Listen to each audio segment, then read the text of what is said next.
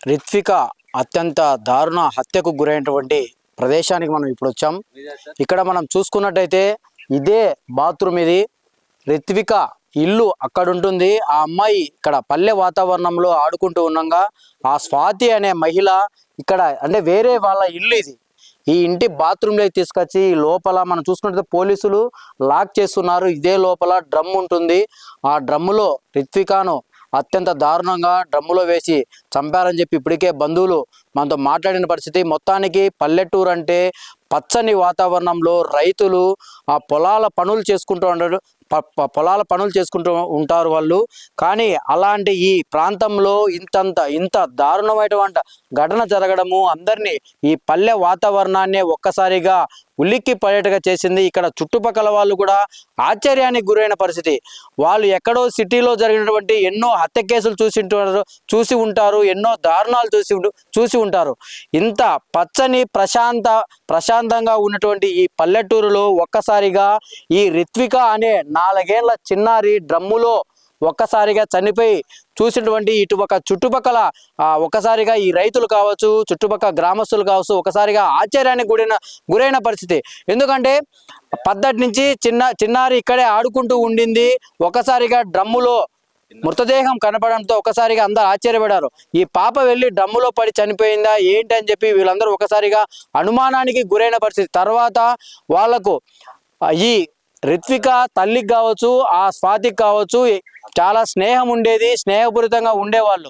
కానీ చిన్న అంటే పిల్లల గొడవ ఒకసారిగా వీళ్ళ మధ్య ఎంతో దూరం పెంచింది, దూరం కాస్త పగగా మారింది. ఈ పగను మనసులో పెట్టుకున్నటువంటి ఈ స్వాతి ఇంత దారుణానికి ఒరగట్టిందని చెప్పి పూర్తి స్థాయిగా బంధువులు ఆరోపిస్తున్న పరిస్థితి. మొత్తానికి మనము సుమన్ టీవీ వచ్చేటప్పుడు దారి పొడవునా చూస్తే ఎంతో పచ్చని తోటలు, ఇలాంటి వాతావరణం ఎక్కడ మనము పల్లెలకు వస్తేనే చూస్తాం. ఇలాంటి వాతావరణంలో ఇంత దారుణ ఘటన చోటు చేసుకోవడము చాలా బాధాకరం అని చెప్పి కూడా మనకు అనిపిస్తుంది. ఎందుకంటే మనం ఎక్కడో దూర ప్రాంతాల సిటీలలో చూస్తున్నటువంటి ఇలాంటి ఘటనలు పల్లెటూరుకు రావడము చాలా బాధాకరం అని చెప్పి కూడా చాలా మంది అభిప్రాయపడుతున్నారు. మనతో మాట్లాడడానికి కొంతమంది ఇక్కడ మరింత సమాచారం తెలుసుకుందాం. అన్నా చెప్పండి, రిత్విక అనే చిన్న పాప, మీరు పల్లెల్లో ఎప్పుడు ఇలాంటి ఘటనలు చూసి ఉండరు, దీనిపైన మీరు ఏమంటారు? మా ఊరు లోపల ఇప్పటికి ఇంతవరకు లేదు, మా ఊరు లోపల. నేను తీసుకుని 5 నెలలైంది ఇల్లు. ఆ పాప పిల్లది వచ్చిందంట, వాళ్ళ సరిపోదు మనకు తెలియదు. పిల్లమున చంపడం ఘోరం, అది స్టేషన్లో కూడా ఆల్రెడీ డిస్కషన్ అయిపోయింది, ఎవరు చంపినది కూడా మొత్తం అయిపోయింది. దాన్ని బట్టి నేను రాత్రి 11:30 ఉంటే తెల్లారి 8:30కు వచ్చిన ఇంటికి ఇప్పుడు వచ్చిన. నువ్వు రిపోర్ట్ ఇప్ప అంటే సిఎస్ఆర్, నేను వచ్చేసిన ఇంటికి. అది ఒకటి అంటే పల్లెటూరు అంటే ఎంతో ప్రశాంతంగా ఉంటుంది. చుట్టుపక్కల మనం చూసుకున్నట్లయితే మొత్తం ఎలక్షన్లు కానీ ఏదైనా కానీ ఎలక్షన్లకు కానీ ఎవరు టీచర్లు వచ్చినా కూడా మా ఊర్లో ఏ ఇబ్బంది లేదు, అందరూ ప్రశాంతంగా వస్తారు. టీచర్లు ఇంత ప్రశాంతంగా ఉంది ఊరు అంటారు. అట్లాంటిది ఇది ఏందో మనకు అర్థం కాలేదు. మళ్ళీ అది కూడా చెప్తాను నేను. ఓ పక్క ఆ స్వాతి కావచ్చు, ఈ రిత్విక వాళ్ళ అమ్మ కావచ్చు, వీళ్ళంతా బాగా స్నేహపూరితంగా ఉండేవాళ్ళు. ఏంటి అంటే ఒక స్నేహము, ఏదో చిన్న పిల్లల గొడవ, ఇంత ఒక పాపను చంపేంత వరకు ఘోరం. అది పిల్లలను చంపడం అంటే అది ఘోరం. ఒకప్పుడు ఎట్ట తిరిగినారో వాళ్ళకి తెలియదు మనకి. నేను కూడా 5 నెలలు తీసుకొని నేను తగ్గను మా ఇంట్లో. నేను లారీ డ్రైవర్ను. నేను మొన్న వచ్చిన 3 రోజులు వచ్చింది డ్యూటీ దిగి. మళ్ళీ అది ఏం జరిగిందో నాకు కూడా తెలుసు సార్. అది ఇది అయితే మాదే బాత్రూమ్, ఇదే మా ఇల్లు. అంటే ఇక్కడ ఒకటి అంటే స్వాతి ఇక్కడికి అంటే వాళ్ళ ఇల్లు కాకోకుండా మీ ఇంటి బాత్రూంలో చంపడము, ఇదంతా మీ ఇంటి బాత్రూంలో చంపితే ఏ విధంగా పోతుంది అనేది మా మీద పడుతుందని ఏమన్నా, లేకపోతే ఆ పాప ఇల్లు ఆడ ఉండేది, వీటికి ఎందుకు వచ్చింది అది వాళ్ళు కూడా చూసినారు. అది కూడా రిపోర్ట్ ఇచ్చినాం సిఎస్ఆర్ కూడా. రాత్రి అంతా తెల్లవారులు ఇదే మీది అయిపోయింది, డిక్లేర్ అయిపోయింది సీసీ కెమెరాలో. ఆ పాపది ఒప్పుకుంది కూడా. అది మేము ఇంటికి వచ్చేసాం.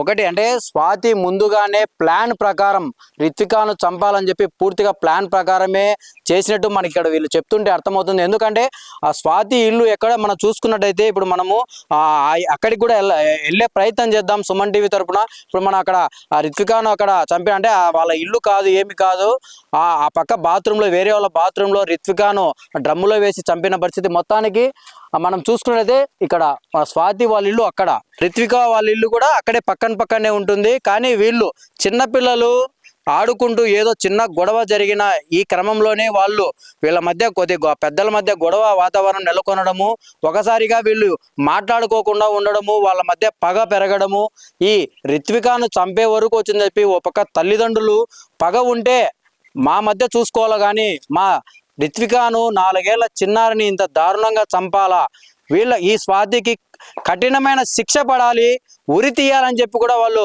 తల్లిదండ్రులు పూర్తి స్థాయిలో చెప్తున్న పరిస్థితి. మొత్తానికి మనం ఈ గ్రామానికి వచ్చాము, అసలు ఏం జరిగిందని ఇక్కడ చుట్టుపక్కల వాళ్ళని కూడా మాట్లాడించే ప్రయత్నం చేసింది సుమన్ టీవీ. మనం చూసుకుంటే పల్లెటూరు ఎంతో ప్రశాంతంగా ఉంటుంది, ఇలాంటి ప్రాంతంలో ఇలాంటి జరగడము చాలా బాధాకరణం అని చెప్పి కూడా ఇక్కడ అందరూ చెప్తున్న పరిస్థితి. మొత్తానికి నిన్న పాప కొద్దిగా సీసీ ఫుటేజ్లో అసలు పాప ఎక్కడ తిరిగింది ఏంటి అని చెప్పి పూర్తి స్థాయిలో ఇక్కడ గమనించారు. తర్వాతనే ఆ పాప అటు వెళ్ళిందని చెప్పి మాకు క్లారిటీ వచ్చింది. తర్వాత కొంతమంది చెప్పిన తర్వాతనే మేము అక్కడ వెళ్ళి ఆ డ్రమ్ములో చూస్తే ఒకసారిగా రిత్విక చనిపోయిన పరిస్థితి. రిత్విక మృతిని మొత్తం పల్లె అంతా ఒకసారిగా ఆవేదన వ్యక్తం చేస్తున్నారు. మనం ఇప్పుడు రిత్విక ఆడుకుంటూ అంటే ఇదే ఉయ్యాల వాళ్ళ అవ్వ ఆడిపించుకుంటూ ఉండింది, ఇదే ఉయ్యాలో ఇదే వేప చెట్టుకు ఇదే ఉయ్యాలో రిత్విక మరణించే ముందు ఇక్కడే ఆడుకుంటూ ఉండింది. ఇక్కడి నుంచే రిత్విక ఇదే దారిలో వాళ్ళ అవ్వ వచ్చే లోపల ఇదే దారిలో వెళ్ళి మనం చూపిస్తున్నటువంటి ఆ హెచ్చరిక బోర్డు దగ్గరే రిత్విక ఇల్లు లోపలికి వెళ్ళాలి, ఆ పాప వెళ్ళింది, ఆ తర్వాత ఆ అవ్వ ఇంటికే వెళ్ళిందిలే అని చెప్పి అనుకున్న పరిస్థితి. ఆ తర్వాతే జరిగిన ప్రమాదము ఎవరు ఊహించలేదు. ఇక్కడ ఉయ్యాలలో ఎంతో సంతోషంగా ఆనందంగా నవ్వుతూ రిత్విక అంతసేపటికి మరణించని ముందు వరకు ఇదే ఉయ్యాల్లో ఎంతో సంతోషంగా అవ్వ ఉంచుతుంటే ఎంతో ఆనందించింది. ఆ క్షణం తర్వాత తిరిగి రాని లోకాలకు వెళ్తానని చెప్పి రిత్విక అనుకోని పరిస్థితి. 4 ఏళ్ల చిన్నారిని అంతంత దారుణంగా డ్రమ్ములో వేసి నన్ను చంపుతారని చెప్పి కూడా రిత్విక అనుకోని పరిస్థితి. నవ్వుకుంటూ ఇంటి దగ్గరికి వెళ్ళింది. అవ్వ వెనకనే చిన్నగా నడుచుకుంటూ వెళ్లే క్రమంలోనే ఒక్కసారిగా డ్రమ్ములో మృత్యు రూపంలో అందరికీ కనపడంతో పల్లెటూరులో అందరూ ఆశ్చర్యానికి గురయ్యారు. ఇప్పుడు మనం చూసుకున్నట్లయితే పల్లెటూరులో ఎలా ఉంటారు ప్రతి ఒక్కరని ఇప్పుడు మనం చూపిస్తున్నాం సుమన్ టీవీ. ప్రతి ఒక్కరు పల్లం పనులు అయిపోయేసుకొని ఈ విధంగా అరుగుల దగ్గర కూర్చొని ఎంతో ఆనందంగా కబుర్లు చెప్పుకుంటూ ఉంటారు. మనకు వ్యవసాయం ఎలా జరుగుతుంది ఏంటని వాళ్ళు మాట్లాడుకున్న పరిస్థితి. ఇలాంటి ఘటన పల్లెటూరులో జరగడం అందరినీ బాధకు గురి చేసి ఉంటుంది. ఎప్పుడు జరిగి ఉండదు పల్లెటూరులో, ఎందుకంటే ఏదో ఆ ఎలక్షన్ గొడవలు కావచ్చు, చిన్న గొడవలు ఉంటాయి, ఏమన్నా ఉంటాయి, కానీ ఇంటి దగ్గర పెద్దలు ఏదో మనస్పర్ధాల మధ్య ఒక చిన్న పాప చనిపోతుందని ఎవరు అనుకోలేదు. మనం కొంతమంది రైతులతో మాట్లాడిద్దాం, అసలు ఏం జరిగింది, ఈ ఘటన పైన వాళ్ళు ఏమంటారో అడిగి తెలుసుకుందాం. అన్న చెప్పండి, పల్లెటూరులో ఎప్పుడు ఇలాంటి ఘటన జరిగి ఉండదు, ఇప్పుడు మీకు జరిగింది, మీకు ఎలా అనిపిస్తుంది? ఇటువంటి సంఘటన ఎప్పుడు పల్లెల్లో ఎప్పటికీ ఇటువంటి దగ్గర ఎప్పుడు జరగదు. కానీ ఈ విషయం చాలా బాధాకరంగా ఉంది. అదే అందులోనూ 4 ఏళ్ల చిన్నారైనా కూడా ఆ పాపకు స్పష్టంగా మాటలు కూడా రావు. ఓన్లీ ఏదన్నా కానీ అంటే నో నో అనే పదం వచ్చాది. వాళ్ళ అమ్మ డాడీ అని పిలిచేది, అంతకు తప్పితే ఏరే మాటలు రావు. అంతే. మీరు చెప్పండి. అయ్యా తాత, రిత్విక అనే పాప డ్రమ్ములో పడి చనిపోయిందని చాలా మంది చంపారని అంటున్నారు, దీనిపైన మీరేమంటారు? చంపినారు, దాంట్లో వేసినారు. అది నేను ఇంటికి లేను, మళ్ళీ వచ్చినాక తెలిసింది. చంపినారు. సన్న పాప మాటల్లో సరిగ్గా అసలు ఆ పాపను చూస్తే కడుపులో బాధ అవుతుంది. ఇప్పుడు కూడా ఏడుపుతుంది. చంద్రబాబు ఏం చేసి ఆ బాబు అది. మీరు ఇదే ఊర్లో పుట్టి పెరిగింటారు, ఎప్పుడైనా కానీ ఇలాంటి ఘటన జరిగిందా? మా జీవితంలో జరగలే. నాకు బుద్ధి ఉంటాడు, ఈ పని జరగలే. అవతల బాగుంటుంది, జరగబోయేది. ఇలాంటి పని చేసిన వాళ్ళకు ఎలాంటి శిక్ష పడాలంటారు మీరు? నిర్ణయం తెలియదు. ఉండవు భూమి మీద ఏంటికి ఎవరైనా పని చేసేవాళ్ళు, కానీ ఘోరమైన పని చేసినారు. ఘోరానికి మీరు దీన్ని ఆలోచన చేసి దీన్ని నిగిరించి వాళ్ళను న్యాయం చేసి అన్యాయం పని చేసినారు. బండి కాల్చినారు, మళ్ళా బండి కాల్చినారు, చెట్టును కాల్చినారు, కట్టెలు కాల్చినారు, ఘోరంగా చేసినారు. ఇట్లా చేది అనుకున్నారు. వాళ్ళు నమ్మి పాపం అవి ఏందో పాప ఉండాలి అట్టాడుకుంటుంది, ఆడికి అయిపోయింది, మాకు ఏం లేదు వాళ్ళకి ఏం లేదు అనుకున్నారు. ఇప్పుడు ఘోరమైన పని ఎత్తకపోయి చంపి దాంట్లో వేసింది.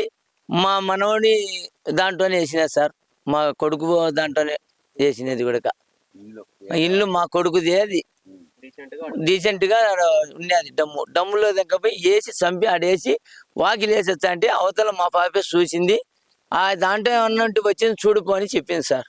అది జరిగినది ఘోరం చేసిన పని. అదే మాకు కూడా నిన్నట ఉంటే ఎక్కడ పోలేకున్నాం. బాధ ఎవరు బిడ్డ అయితేనే, నా బిడ్డ అయితేనే, ఇంకోరు బిడ్డ అయితేనే ఘోరం పని చేసినారు సార్. తెలందేది మీరు ఏమి చేసినా అది స్టేషన్లో కూడా ఇది న్యాయం చేయకోకుంటేనే వచ్చి ఆడ పెట్టినారు. నేను ఆ టైంలో లేను సార్, లేకుంటే నేను కూడా వచ్చాను. మా మేనల్ని అంటే ఆడున్నా.